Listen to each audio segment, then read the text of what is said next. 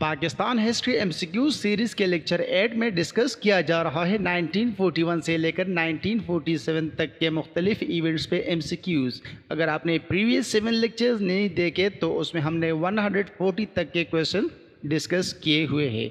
आप प्लेलिस्ट में जाके उसे देख सकते हैं। आने वाले वीडियोज़ का नोटिफिकेशन हासिल करने के लिए इस वीडियो को लाइक कीजिएगा, चैनल को सब्सक्राइब कीजिएगा और बेल का आइकन दबाएँ। Thank you. Question number 141, Who was the first governor general of Pakistan? इसका right answer option number B है मोहम्मद अली जिन्ना।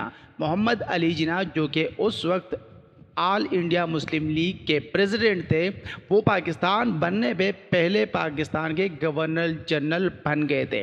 इंडिया का कौन बन गया था वो इसी वीडियो में आगे आ रहा है। Question number 142, Who was the British Prime Minister when India gained independence in 1947?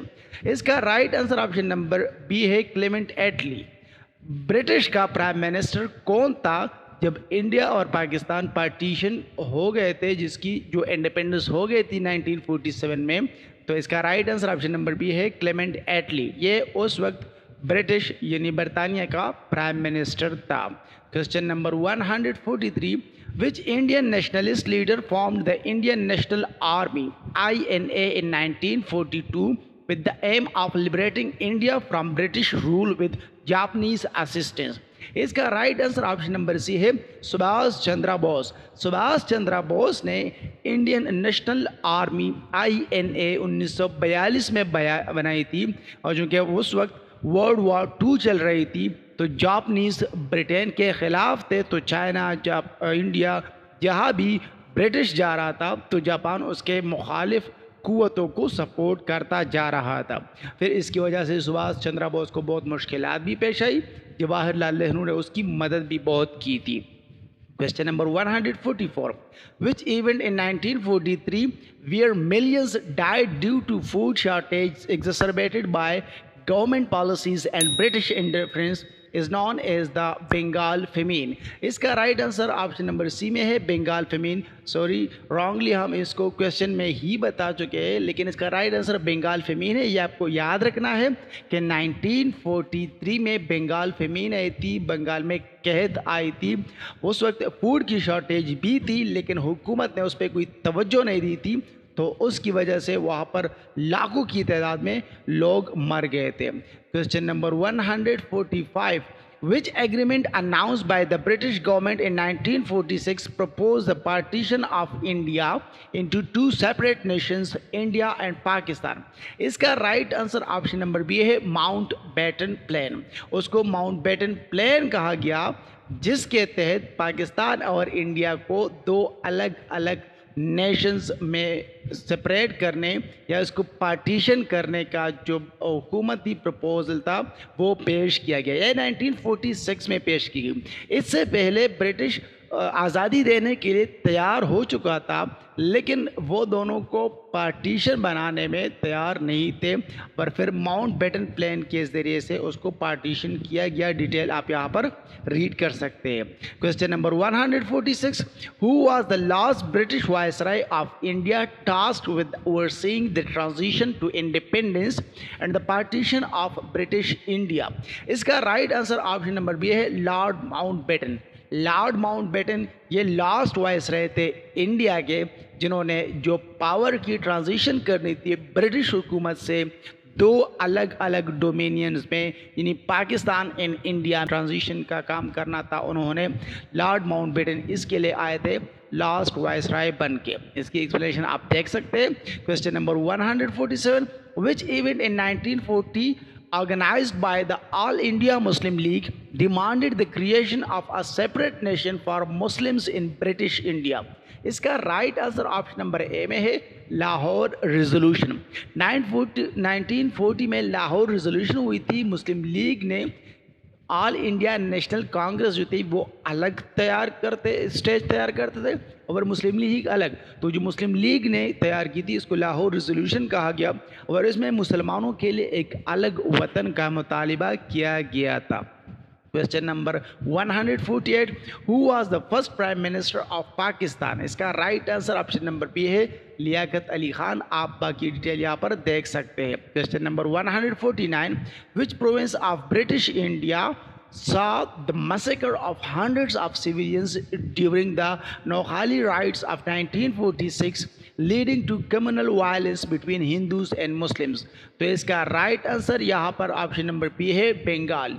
Bengal province में ये नोखाली राइट्स हुए थे 1946 में, और उसकी वजह से जो कम्युनल वायलेंस हुई थी तो हिंदू और मुस्लिम दोनों आपस में लड़ झगड़ गए थे, और उसकी वजह से बहुत ज़्यादा तादाद में मुसलमान मारे गए थे। Question number 150, who was the leader of the Muslim League when the Lahore resolution was pass in 1940 demanding the creation of Pakistan?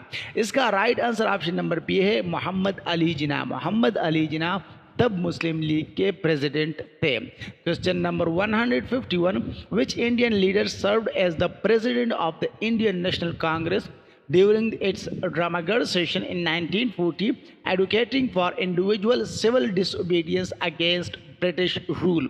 इसका right answer option number C है, सुभाष चंद्र बोस। सुभाष चंद्र बोस ने जो इंडियन नेशनल कांग्रेस की रामगढ़ सेशन हुई थी 1940 में, जिस तरह मुस्लिम लीग की लाहौर रेजोल्यूशन पेश हुई थी, उसी तरह इंडियन नेशनल कांग्रेस का अलग जगह पे हो रहा था, तो उन्होंने सिविल डिसओबीडियंस का कहा।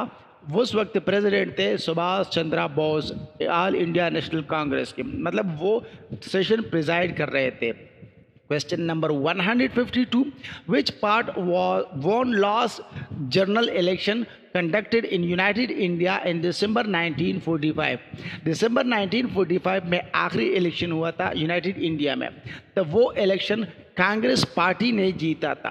बाकी डिटेल आप यहाँ पर रीड कर सकते हैं। Question number 153, which Indian leader was appointed as the first prime minister of independent India in 1947? इसका right answer option number A है, जवाहरलाल नेहरू, जिसको बाकायदा ऑल इंडिया नेशनल कांग्रेस का प्रेसिडेंट बनाया गया एक इलेक्शन के थ्रू, और उसकी वजह से ये फिर प्राइम मिनिस्टर बन गए थे इंडिपेंडेंट इंडिया के 1947 में, जिस तरह लियाकत अली खान पाकिस्तान के बन गए थे। Question number 154, who served as the first governor general of India after Pakistan India partition in 1947? तो पाकिस्तान के कायद आज़म मोहम्मद अली जिन्ना बन गए थे, और इंडिया के लॉर्ड माउंटबेटन बन गए थे पहले governor general. Question number 155, which Indian leader coined the term Quit India during the Quit India movement launched in 1942? Quit India movement 1942 में लॉन्च की गई। ये महात्मा गांधी ने ये टर्म कॉइन किया। उन्होंने बताया कि क्विट इंडिया के नाम से हमने एक मूवमेंट शुरू करनी है। Question number 156, who was the leader of India National Congress when India gain independence in 1947? इसका right answer option number A है, जवाहरलाल नेहरू। इसको इंडियन नेशनल कांग्रेस का जो लीडर बनाया गया, प्रेसिडेंट बनाया गया, इसी वजह से कि ये प्राइम मिनिस्टर बन सके। Question number 157, which plan proposed by the British government in 1946 aimed to transfer power to elected Indian representatives and facilitate the creation of a united India with a federal government? इसका right answer option number D, cabinet mission plan था, जो कि 1946 में British government ने भेजा कि एक United India में हम एक फेडरल गवर्नमेंट बनाए, उसको ये पावर दे, मतलब इंडिया को इंडिपेंडेंट करवाए। लेकिन ये मुस्लिम लीग ने नहीं मानी, उन्होंने बताया कि हमें अलग पाकिस्तान चाहिए, इसकी वजह से ये फेल हो गया। Question number 152, which Indian province witness the formation of the Azad Hind government by Subhash Chandra Bose in 1943 with the aiming of governing India's territories under Japanese occupation? इसका right answer option number A, Bengal. Bengal province में उन्होंने जो INA इंडियन नेशनल आर्मी थी वो बनाई थी। 1943 में उन्होंने आज़ाद हिंद गवर्नमेंट भी बनाई थी। Question number 159. Who was the British Viceroy of India during the Quit India movement in 1942? इसका राइट आंसर ऑप्शन नंबर है लॉर्ड लिनलिथगो, ये उस वक्त के वायसराय थे। Question number 160. Which event in 1946? इसमें पूछा जा रहा है कि जो मुस्लिम लीग ने डायरेक्ट एक्शन डे 1946 में ऑब्जर्व की तो उसकी वजह क्या थी? उसकी वजह नौखाली राइट्स पर बन गए थे, हिंदू मुस्लिम में तसादुम हो गए थे कोलकाता में। ये था हमारा आज का वीडियो। सब्सक्राइब कीजिए हमारे चैनल को और बेल का आइकन दबाएं। Thank you.